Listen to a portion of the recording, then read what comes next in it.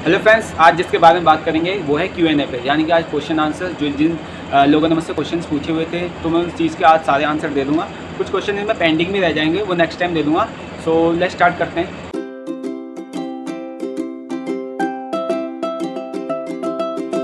नमस्कार दोस्तों, मैं आपका दोस्त शेफ DS मेहरा।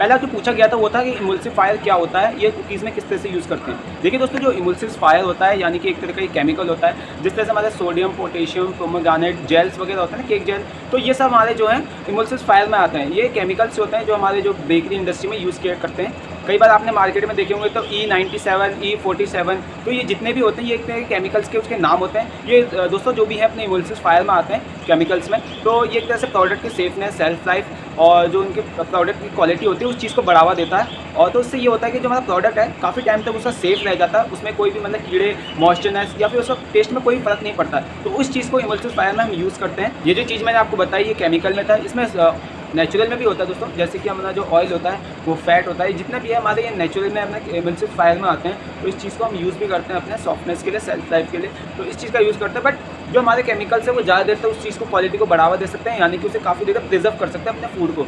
जो हमारे नेचुरल होते हैं उस चीज़ को उतना प्रोवाइड नहीं कर पाते, यानी कि ज़्यादा देर तक फूड को सेफ नहीं कर सकते। तो इस चीज़ के लिए हम केमिकल्स इमल्सिफायर यानी कि प्रोडक्ट का यूज़ करते हैं। जो सेकंड नंबर पे क्वेश्चन पूछा गया है वो है कस्टर्ड कुकीज़ रेसिपी।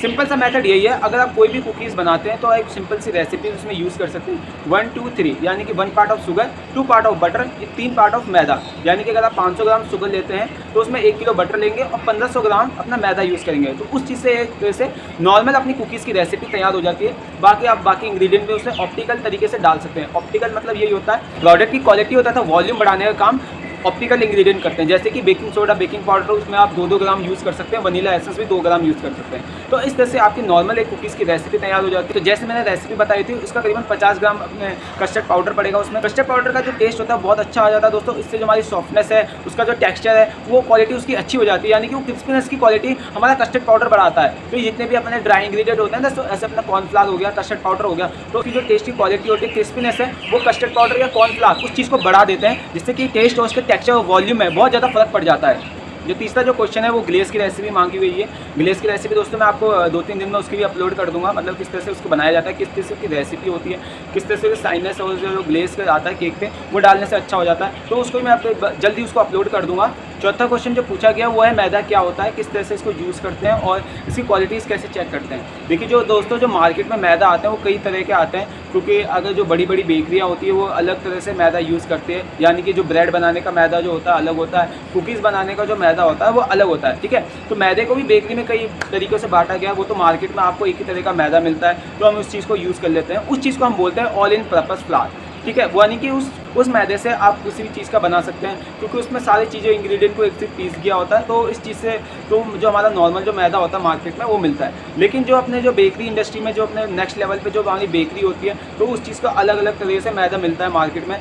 उनका क्रोसो का मैदा अलग होता है और ब्रेड्स का मैदा अलग होता है, और कुकीज़ से रिलेटेड उस चीज़ के लिए अलग अलग तौर पे मैदा उसमें डिवाइडेड किए हुए होते हैं, क्योंकि उससे टेक्सचर, क्वालिटी, वॉल्यूम्स में बहुत ज़्यादा फ़र्क पड़ जाता है। तो इस चीज़ के लिए अलग तरीके से हम वैसे मैदा यूज़ करते हैं, ठीक है। ये चीज़ तो मैंने आपको बता दी थी कि बेकरी इंडस्ट्री में किस तरह से मैदा यूज़ करते हैं, लेकिन आपको मैं सिंपल तरीका बता देता हूँ जो हम मैदा यूज़ करने का हमारा जो होता है। आप मैदे को 2 क्वालिटी में बांधता है। एक हमारा जो होता है केक के लिए हम यूज़ करते हैं, दूसरा हमारा ब्रेड्स के लिए बनाने के लिए यूज़ करते हैं, ठीक है। जो हमारा जो केक के लिए होता है वो सॉफ्ट फ्लावर में आता है दोस्तों, यानी कि सॉफ्ट फ्लावर में मतलब इसका ये मतलब है कि जो उसकी वाटर ऑब्जेक्शन पावर होगा यानी कि WAP वो कम होता है, क्योंकि वो पानी को कम ज़्यादा सोखता है। और जो हाई रेशो में होता है यानी कि उसकी जो वाटर ऑब्जेक्शन पावर होती है WAP, ठीक है, तो वो ज़्यादा होती है। तो वो चीज़ हम ब्रेड में यूज़ करते हैं और सॉफ्ट फ्लावर को हम केक में यूज़ करते हैं। और जो हार्ड फ्लावर होता है उसको हम ब्रेड्स में यूज़ करते हैं, कुकीज़ में यूज़ करते हैं और पफ में यूज़ करते हैं, ठीक है। 2 चीज़ मैंने आपको बता दी कि सॉफ्ट फ्लावर हमारा जो होता है वो हमारे केक में यूज़ किया जाता है, क्योंकि उसमें वाटर ऑब्जेक्शन पावर यानी कि जो सोखने की क्षमता वो कम होती है। और एक हाई रेशो होता है जो कि हमारी ब्रेड्स, कुकीज़ और पफ में यूज़ करते हैं। एक लास्ट क्वेश्चन ले लेता हूं दोस्तों।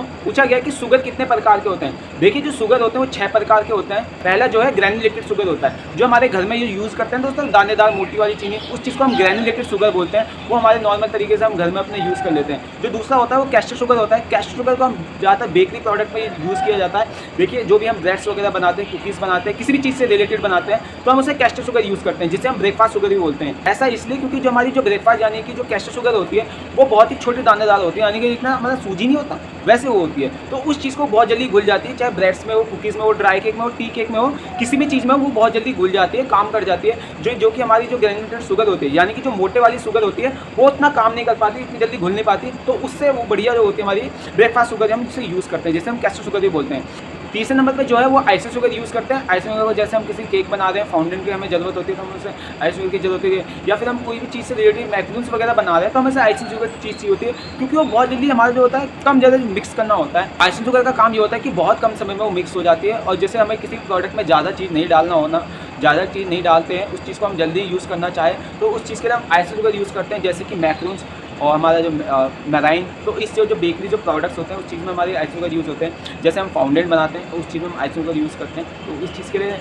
हमारे जो प्रोडक्ट होते हैं बेकरी प्रोडक्ट के लिए वो बहुत कम जल्दी होता है, बट एक आइसिंग शुगर का काम भी यही हो जाता है कि वो बहुत जल्दी क्विकली तौर पर घुल जाती है और बहुत जल्दी यूज़ करने में आ जाती है। तो उस चीज़ को हम आइसिंग शुगर के नाम से मार्केट में बोलते हैं। जो चौथे नंबर पे है वो है क्यूब शुगर। क्यूब शुगर ज़्यादातर दोस्तों सर्विस डिपार्टमेंट में यूज़ करते हैं। जहाँ आपने देखा होगा मोटे दानेदार होते हैं वो हल्के से, तो उस चीज़ को हम सर्विस डिपार्टमेंट में यूज़ करते हैं। जैसे कि वो चाय कॉफ़ी टी में डालते हैं ना, 1-2 करके, उसके हिसाब से वो अपने क्यूब शुगर की सर्विस में यूज़ करते हैं। जो 5वें नंबर पर है वो लोफ शुगर होता है दोस्तों। बहुत बड़े बड़े होते हैं शुगर, मतलब ये मान लो कि आधे किलो के होते हैं पूरे। तो इस चीज़ को हम ज़्यादातर सिरप में यूज़ करते हैं। जैसे हमें किसी भी चीज़ का सिरप बनाना हो ना, शुगर सिरप बनाना हो, या फिर हमें गुलाब जामुन के लिए सिरप बनाना हो, तो उस चीज़ के लिए हम लोफ शुगर का यूज़ करते हैं, क्योंकि ये ज़्यादा सिरप में यूज़ होते हैं और कहीं भी ज़्यादा इसको यूज़ नहीं किया जा सकता है। क्योंकि अगर आप यूज़ करोगे तो उससे पहले तोड़ना पड़ेगा, फिर इसे यूज़ कर सकते हो। लेकिन अगर आप सिरप में यूज़ करना चाहो तो एक ही बार में आप इसे डाल के घोलने के लिए छोड़ दो, तो इससे कोई दिक्कत नहीं होती है, और जो हमारी वो शुगर है वो यूज़ हो जाती है। जो लास्ट है दोस्तों वो 6ठे नंबर पर, वो है ब्राउन शुगर। आप तो सभी को पता है कि ब्राउन शुगर क्या होता है, लेकिन एक चीज़ सिंपल चीज़ बता दूँ, जो हमारी जो ब्राउन शुगर होती है वो किसी भी चीज़ में रिफाइंड नहीं होती है। क्योंकि जो हमारी जो आपने देखा हो जो बाकी जो शुगर होती है वो व्हाइट कलर में होती है, पूरी तरीके से रिफाइंड केमिकल्स होती है। जो ब्राउन शुगर होती है वो किसी से रिफाइंड नहीं होती है। जैसे हमारा गुड़ होता है ना, वो भी रिफाइंड नहीं होता है। तो वैसे ही हमारी ब्राउन शुगर होती है वो भी रिफाइंड नहीं होती है, नेचुरल तरीके से होती है, और उसे नेचुरल तरीके से हम टी कॉफ़ी डाइट में उसे हेल्थ के लिए यूज़ करते हैं। तो काफ़ी लोग इसे डायबिटीज़ तौर पर भी हेल्थ के लिए यूज़ किया करते हैं। सो आई होप दोस्तों जो मैंने आपको नॉलेज दी या फिर किसी चीज़ के बारे में बताया आपको पसंद आया होगा। कोई भी चीज़ के बारे में पूछना हो तो नीचे कमेंट में जरूर बताना, और कुछ भी छूट गया हो या फिर कुछ आपसे पूछना रह गया हो या फिर मैंने कुछ बताना भूल गया हूँ तो मुझे जरूर कमेंट करना। मुझे अच्छा लगता है कि आपके जब कमेंट आते हैं तो उसको मैं अच्छी तरीके से पढ़ता हूँ, समझता हूँ और उसके जब आंसर देता हूँ। सो फिर मिलेंगे नेक्स्ट किसी रेसिपी और नॉलेज में, जब तक के लिए मुझे इजाज़त। जय हिंद।